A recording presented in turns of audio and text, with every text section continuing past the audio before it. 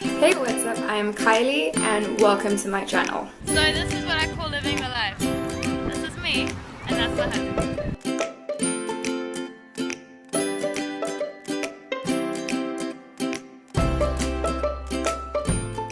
I will be covering all the things of what it is like to live on a cruise ship, things from how we got on to internet connections, food, basics of living on a floating hotel in the middle of the ocean.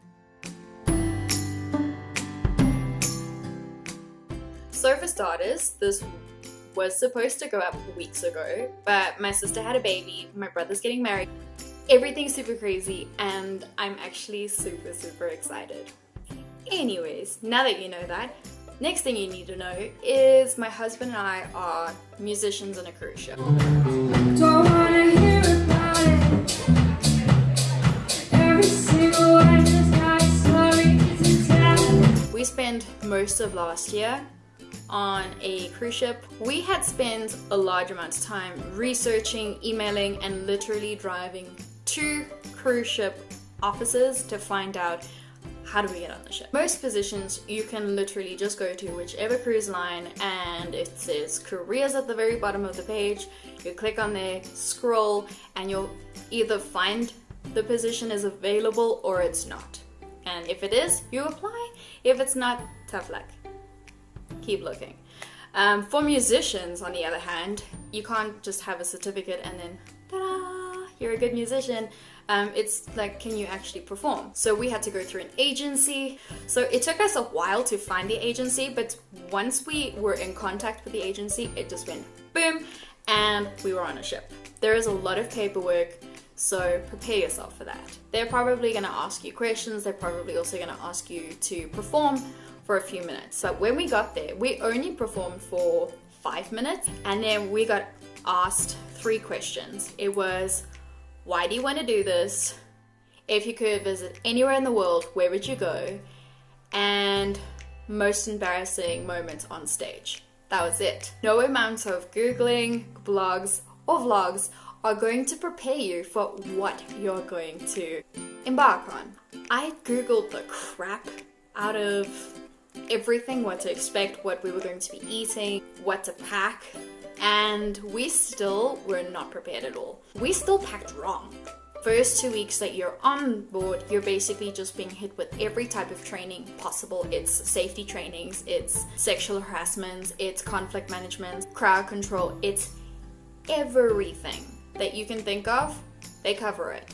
The first 2 months, I was so confused about where everything was. Someone would be like, ma'am, where do I find the bathroom? Number 1 rule, bathrooms are usually next to staircases and elevators. Just something I picked up. I don't know if it's on every single ship, but most ships are more or less the same. Luckily, Jesse had picked up the ship's layout quicker than I did, so he was a lot more helpful than I was. So cabins, right. Ours was tiny. Most of them are tiny. The shower was hardly big enough to host Jesse.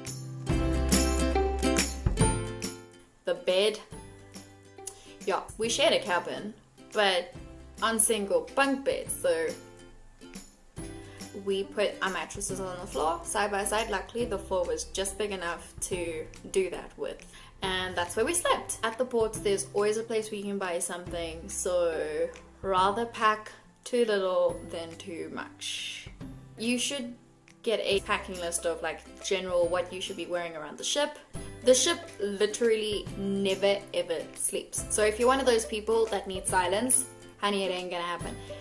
Weird tapping, sloshing, strange banging, lots of swaying, and it took me forever to sort of get used to that. I'm one of those people that need silence and any like change in the scenery, I'm like, what was that? Pack earplugs. So the internet. Before you ask me, no sweetheart, it is not free. It is very expensive and abusively slow. Wi-Fi hunting is the crew's most sacred activity. Every port you will see crew just dashing in every direction, and usually guests are following. The crew usually know where the Wi-Fi hotspots are.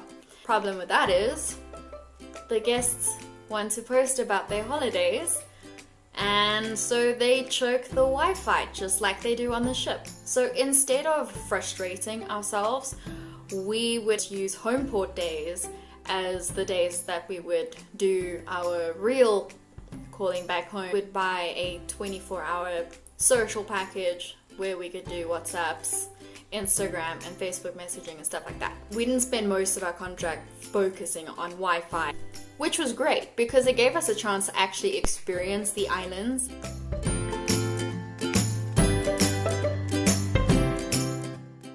And get some fresh air, which is something you don't get a lot of on the ship. Air conditioning. You don't even understand. When you have been on the ship for hours, when you go outside, it is a beautiful, warm, humid hug, which sounds so disgusting, but it was so good because you're freezing. You're basically just freezing to death. So air conditioning was a really weird situation for us. And in fact, all the vocalists, we got humidifiers because air conditioning is really bad for your voice. And when you're singing for hours on end, and then you have air conditioning and you're sleeping in air-conditioned rooms, it kills you. Like, I had actually lost my voice. So food is available 24/7, which is crazy. Even if it's just pizza or cereal or yogurt, every meal is basically buffet style, and it feels like it's endless.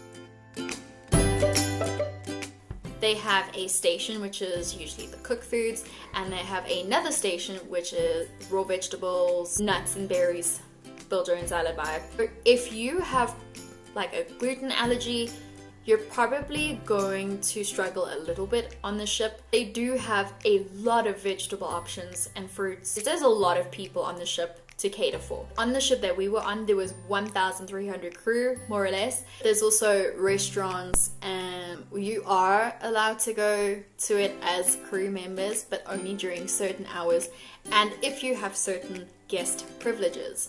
If you have an off day or an off night, you will be able to go, but you'll have to follow up with your manager, make sure that you are allowed. Crew bar. So basically, there is always a reason to celebrate, and trust me, you'll find that celebration happening inside the crew bar.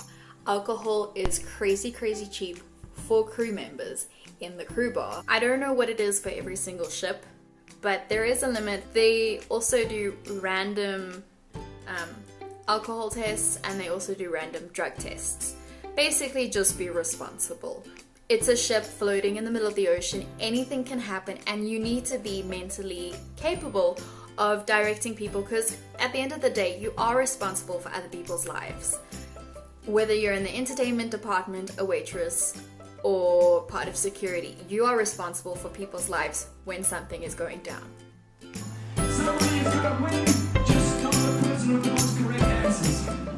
Jessie and I are not very party people type people, and we managed to do crew life. So if that is something that you're worried about, trust me, crew life is very doable if you're not a party person. It's also very to who you are if you are a party person. There are a lot of celebrations, so it's a really great life, and we're going back for our second contract, so that has to say something. A great upside to the ship is the opportunity to see and do things. It was almost endless. I wrote a slightly more extensive post on today's vlog, and you can actually find the links to those two posts, because I wrote a part 1 and part 2. In the description you will find that. If you like this video, hit like, hit subscribe. I really appreciate your support. If I didn't cover something, you are welcome to comment, direct message me, and I will respond as best as I can, as soon as I can. Thank you so much for watching. Stay awesome.